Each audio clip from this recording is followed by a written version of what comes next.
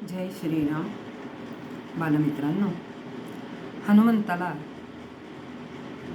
त्याच्या शक्तीची जाणीव करून दिली जांबुवंताने आणि मग त्याला सगळं आठवलं आणि तो ताडदेशी उभा राहिला आणि जय रामचंद्र की जय, प्रभू रामचंद्र की जय असं म्हणून तो आता जायला निघाला आहे लंकेकडे.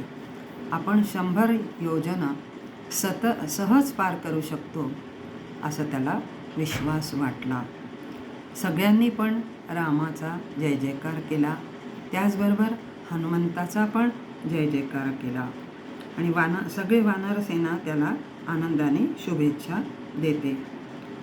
स्वर्गातून सगळे देव त्याच्यावर पुष्पवृष्टी करतात. हनुमान मात्र भगवंताचा नामगजर करत चालला आहे. त्याने उड्डाण घेतले तेव्हा प्रचंड मोठा आवाज झाला. समुद्रातही संकट उभी आहेतच, मध्ये मध्ये एक एक पर्वत आडवा येतोय. हनुमान रामाचे नाव घेऊन एकच लत्ता प्रहार करून त्याला पार रसातळाला धाडतोय. हनुमंताची ही लीला फार सुंदर आहे, म्हणून या खंडाला सुंदरकांड म्हणतात.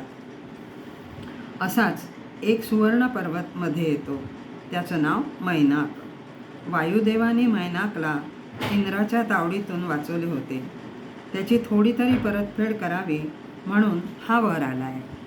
तो म्हणतो, अरे वायुपुत्रा, या 100 योजने समुद्रामध्ये विश्रांती घेण्यासाठी काहीच साधन नाही. तुझ्या वडिलांचे माझ्यावर उपकार आहेत. तू इथे थोडी विश्रांती घे, मला सेवा करण्याची संधी दे.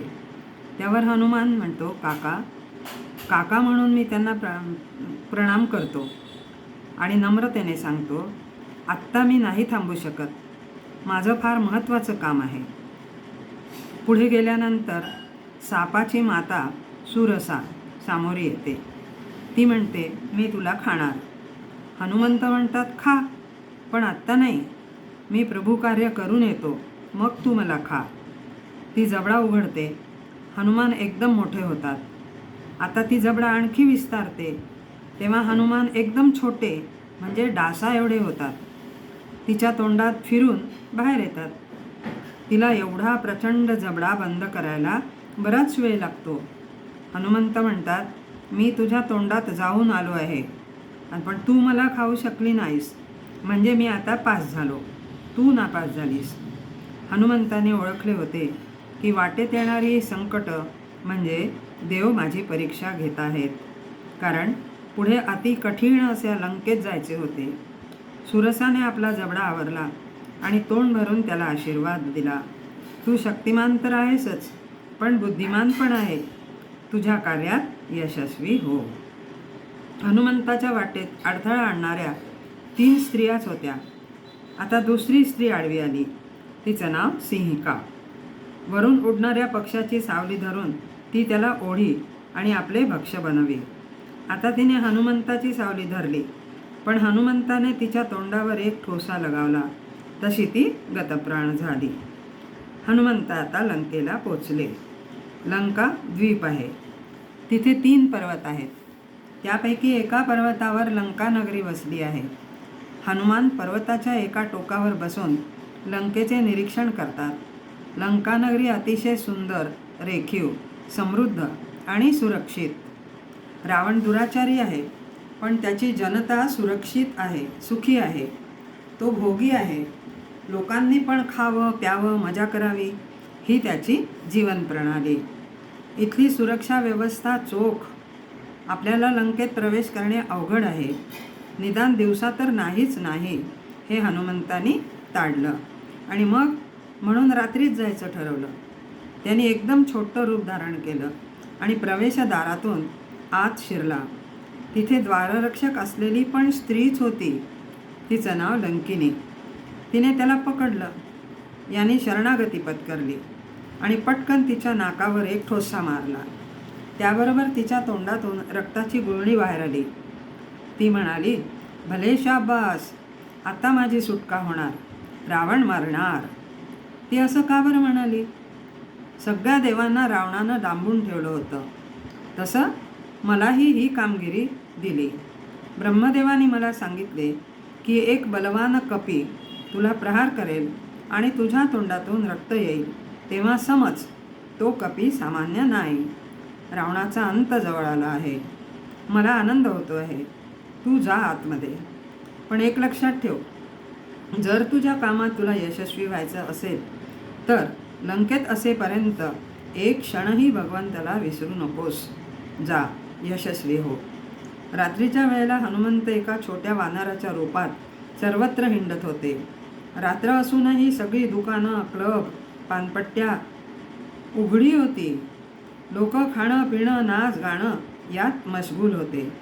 जानकीचा कुठे मागमूस नव्हता. आपल्या राजाने एका परस्त्रीचं अपहरण केलं आहे, त्याच्याशी जनतेला काही देणं घेणं नव्हतं.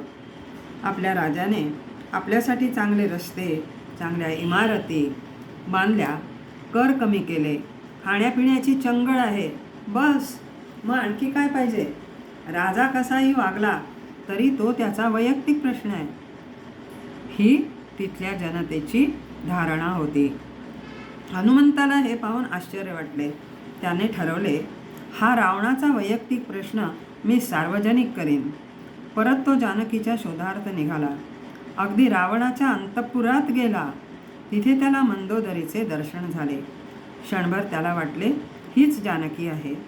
पण परत त्याच्या मनाने कौल दिला, जानकी सापडत नाहीये. सकाळ व्हायची वेळ आली. तो गच्चीवर जाऊन बसला. सगळ्या देवांना साकडं घातलं. फिरता फिरता तो अशोकवनात आला. तिथे एका वृक्षाखाली बहुत राक्षसींच्या मध्ये ती बसलेली जानकी त्याला दिसली. तिथे फक्त स्त्रियांनाच प्रवेश होता. पण हा तर वानर झाडावर जाऊन बसला. रामाने वर्णन केल्याप्रमाणे ती होती, पण आत्ता कृश झालेली, मलिन वस्त्र नेसलेली, सतत अश्रू ढाळणारी, सतत रामनाम घेणारी, भयभीत, हतोत्साह झालेली होती. हनुमंत विचार करू लागला, आता तिच्यासमोर कसं जायचं? खूप विचार केल्यानंतर हनुमंतानी काहीतरी ठरवलं. हनुमंत झाडावर बसून बघतायत. रावण आपल्या लव्या सकट तिथे आला. मंदोदरी त्याच्यासवे होती. तो जानकीला बळजबरी करतो. जानकी खाली पाहूनच त्याच्याशी बोलते, अरे नराधमा, माझा पती सूर्य आणि तू काजवा आहेस. तू काय त्यांची बरोबरी करणार? म्हणूनच तर तू चोरासारखा आलास आणि मला उचलून आणलंस. तुझ्यात हिंमत असती तर त्यांच्याशी 2 हात केले असतेस. माझ्यासमोर आपल्या शौर्याच्या वल्गना करू नकोस. तेव्हा रावण चवताळला. तिच्या अंगावर धावून गेला, पण मंदोदरीमध्ये पडली. तिने त्याला मागे खेचले. रावण शूरवीर आहेच, राजबिंडा पण आहे. आपण आपल्या कल्पनेने रावण रंगवतो तो दशानन, अक्राळ विक्राळ, मजबूत राक्षस म्हणून, पण प्रत्यक्षात तो राजा शोभावा असाच आहे. जानकीच्या बोलण्यामुळे तो डिवचला गेला आणि म्हणाला, 2 महिने मुदत देतोय, त्यात माझ्याशी लग्नाला तयार हो, नाहीतर तुझी खांडोळी करून माझ्या नाश्त्याला खाईन. ताड ताड पाय आपटत तो निघून गेला. त्यानंतर तिथे असलेल्या सगळ्या राक्षसी पण निघून गेल्या. फक्त एकच उरली. तिचं नाव त्रिजटा. ती जानकीच्या बाजूची होती. जानकी तिच्या गळी पडून रडू लागली. म्हणाली, मी इथे येऊन 10 महिने होऊन गेले. माझे पती कुठे असतील, कसे असतील? मी इथे आहे हे त्यांना कळले असेल का? आता वाट पाहून मी थकले.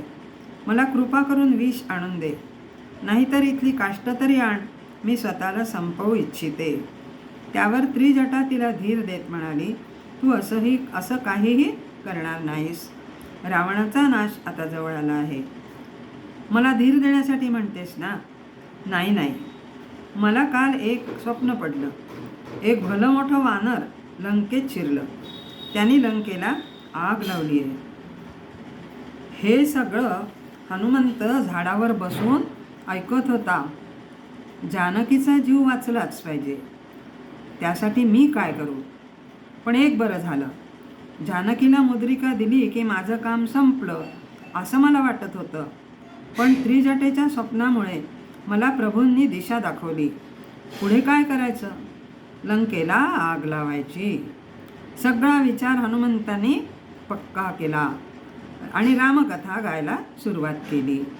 अगदी अयोध्येचा राजा दशरथ, त्याला 4 मुलगे, विश्वामित्रांचं आगमन, त्यानंतर रामलक्ष्मणांचं विश्वामित्राबरोबर जाणं, विश्वामित्रांनी त्यांना मिथिला नगरीत आणणं, तिथे सीतेसोबत त्यांचं स्वयंवर झालं, ते परत आले, राज्याभिषेक झाला, कैकेयीने कपट केलं आणि राम वनात गेले, चित्रकूटात राहिले, तिथे भरतभेट झाली, दशरथाचं प्राणोत्क्रमण झालं, तिथून ते निघाले, ते पंचवटीत आले, तिथे शूर्पणखा आली, सुवर्णमृग आला आणि रावणाने सीतेचं हरण केलं.